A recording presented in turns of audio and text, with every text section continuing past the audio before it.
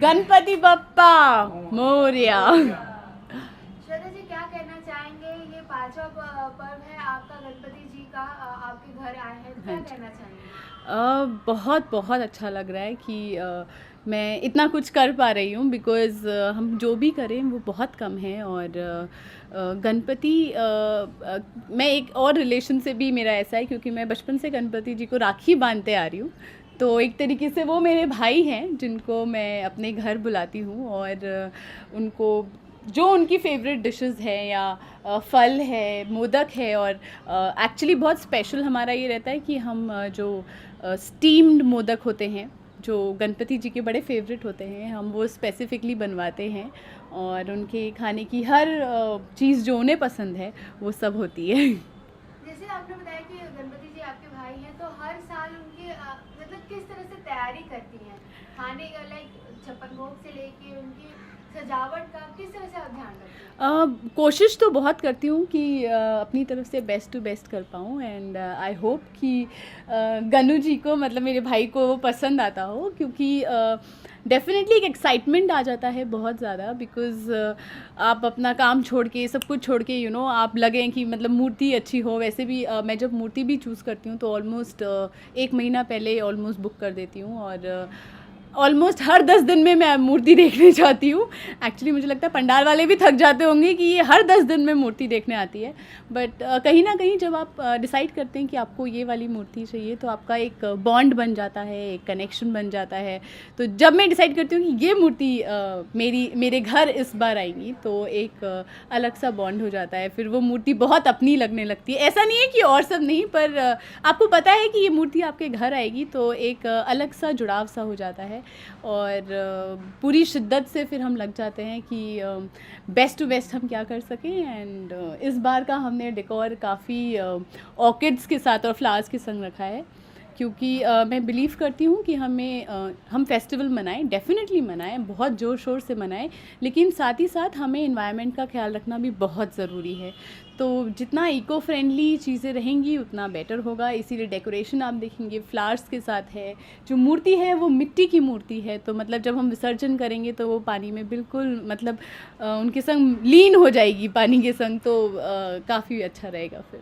Like जैसे हम eco friendly Ganpati की बात करते हैं, तो काफ़ी जगहों पे क्या कहते हैं, जो दूसरी मूर्तियाँ होती है जो इको फ्रेंडली नहीं होती, तो उनके लिए आप क्या कहना चाहेंगे? एक्चुअली मुझे बहुत बुरा लगता है, क्योंकि आप मतलब 1.5 दिन या 3 दिन 5 दिन बहुत शिद्दत से पूरी मतलब दिलो जान से आप उनकी पूजा करते हैं। विसर्जन जब करने जाते हैं तो बहुत मतलब पूरे जोर शोर से नाच गा के, ढोल बजा के, सब कुछ। लेकिन अगर आप दूसरे दिन देखेंगे तो जहाँ आपने उनका विसर्जन किया है, वहीं जब वो मूर्तियाँ पानी के बाहर आती हैं तो वो किसी की थोड़ी सी सूंड टूटी होती है, किसी का हाथ टूटा होता है, फेस आधा खंडित हो जाता है। तो ऑब्वियसली आपको वो देख के कैसा लगेगा? आपने उनकी पूजा करी है और दूसरे दिन आप अपनी मूर्ति को वैसे देखेंगे, या कोई भी मूर्ति उसको देखेंगे, तो कहीं ना कहीं बहुत तकलीफ़ होती है कि कल तक हम इनको सराखों पे बिठाया था और आज वो एकदम खंडित होकर ऐसे पड़ी है और कूड़े में पड़ी है एक्चुअली, क्योंकि कोई उस पर ध्यान ही नहीं देता है फिर। सो मेरे ख्याल से वो चीज़ बहुत बेटर है कि अगर आप कोई ऐसी चीज़ करें जिससे वो उसी समय मिट्टी में मिल जाए, तो उससे वो आपको अपनी मूर्ति को या किसी भी मूर्ति को उस बुरे हाल में नहीं देखना होगा, या किसी के कभी पैर लग जाए तो वो नहीं देखना होगा। तो एक तरीके से हम काफ़ी अपमान करते हैं मूर्ति का, जिनको हम 11 दिन 1.5 दिन ऐसे बड़े शौक से लेकर आते हैं और फिर ऐसा हाल होता है उनका। जैसे हम आपने बताया कि हम काफ़ी ढोल ताशों के साथ हाँ बहुत जी। ही धूमधाम से हम गणपति जी को लेके आते हैं, चाहे वो 1.5 दिन के हो, 5 दिन के हाँ हो। जी। तो आपके घर भी 5 दिन रहने वाले हैं गणपति जी, तो किस तरह से तैयारी है आपकी?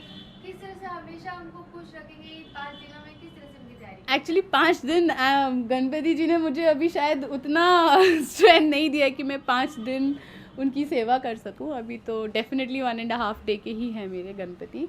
और पूरी पूरी कोशिश करती हूँ कि जितना बेस्ट टू बेस्ट हो सके।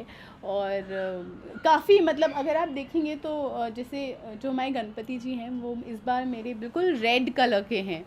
तो और उनकी ज्वेलरीज भी अगर आप देखोगे तो काफ़ी रेड से मैचिंग रखी है, जो जूल्स हैं, जो पर्ल्स हैं, और वाइट और रेड का कॉम्बिनेशन ज़्यादा है। तो आई डोंट नो, मुझे जब मैंने पहली बार ये मूर्ति देखी तो मुझे बहुत बहुत अच्छी लगी, और जो कलर था वो मेरे दिमाग में सीधे आया कि मुझे रेड कलर ही चाहिए क्योंकि समहाउ मैंने उनको इमेजिन कर लिया था। सो मतलब कोशिश है, इंसान है, गलती होती है, और गणपति जी हैं और वो विघ्नहर्ता हैं, और छोटी मोटी गलतियां तो वो माफ़ कर ही देते हैं, क्योंकि जब हम उन्हें भेजते हैं, मतलब हम जब उनका विसर्जन करते हैं तो साथ ही साथ उनसे माफ़ी भी मांगते हैं कि हम इंसान हैं, छोटी मोटी भूल चूक हुई हो तो प्लीज़ माफ़ करिए, एंड वो डेफिनेटली माफ़ कर देते हैं। ऐसी कौन सी इच्छा है श्रद्धा, आप अपने गनु भैया से मांगना चाहते हैं कि जो भी आपके विघ्न है या फिर जो खुशियाँ हाँ हैं जी। वो आपके घर आए, अपनी फैमिली को ब्लेसिंग दें?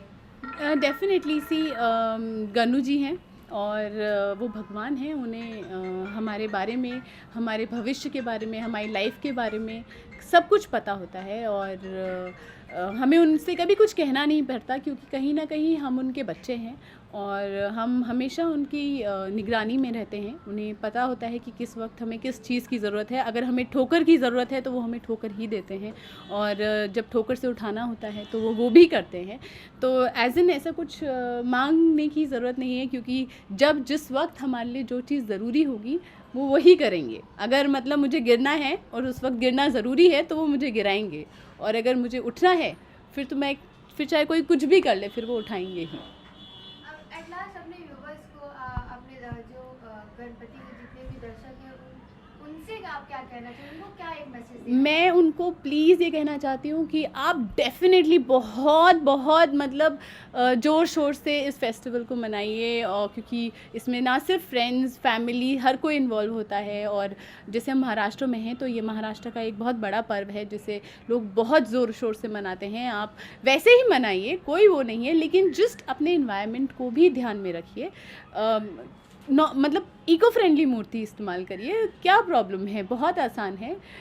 आप किसी भी पंडाल पे जाइए, बोलिए इको फ्रेंडली मूर्ति दीजिए तो उनके पास वो होती है। आजकल तो ज़रूरी नहीं है कि आपको बहुत बड़ी मूर्ति चाहिए, एक छोटी मूर्ति भी। ग्रीन गणपति भी आने लगे। जी बिल्कुल ग्रीन, जी बिल्कुल ग्रीन गणपति। और इनफैक्ट मेरी एक फ्रेंड थी तो है, बल्कि इनफैक्ट वो बहुत ही अलग स्टाइल में गणपति बनाती हैं। वो क्या करती हैं कि वो जितनी भी सब्जियां होती हैं उनके गणपति बनाती हैं, और जब विसर्जन करना होता है तो उनको पानी में डाल के उनको काट कर, और जो बच्चे होते हैं जो स्ट्रीट में आपको अनाथ बच्चे या स्ट्रीट में बच्चे जैसे मिलते हैं तो उनको उसकी सब्जी बनाकर खिला देते हैं। सो आई थिंक ये बहुत अच्छा तरीका है, क्योंकि आप दुआएं भी ले रही हैं, आपने अपना फेस्टिवल भी सेलिब्रेट किया है और एक बहुत यूनिक वे में सेलिब्रेट किया है। सो आई रियली लाइक दैट। मैं वैसा कुछ कर नहीं सकती तो इसलिए मैं मिट्टी की मूर्ति लेकर आई हूँ। एक लास्ट विश अपने व्यूवर्स को मैं अपने सभी व्यूअर्स को गणपति की ढेर सारी शुभकामनाएं देती हूँ। आप सेफ रहिए, खूब मज़े से इस त्यौहार को मनाइए, और गणपति बप्पा मोरया।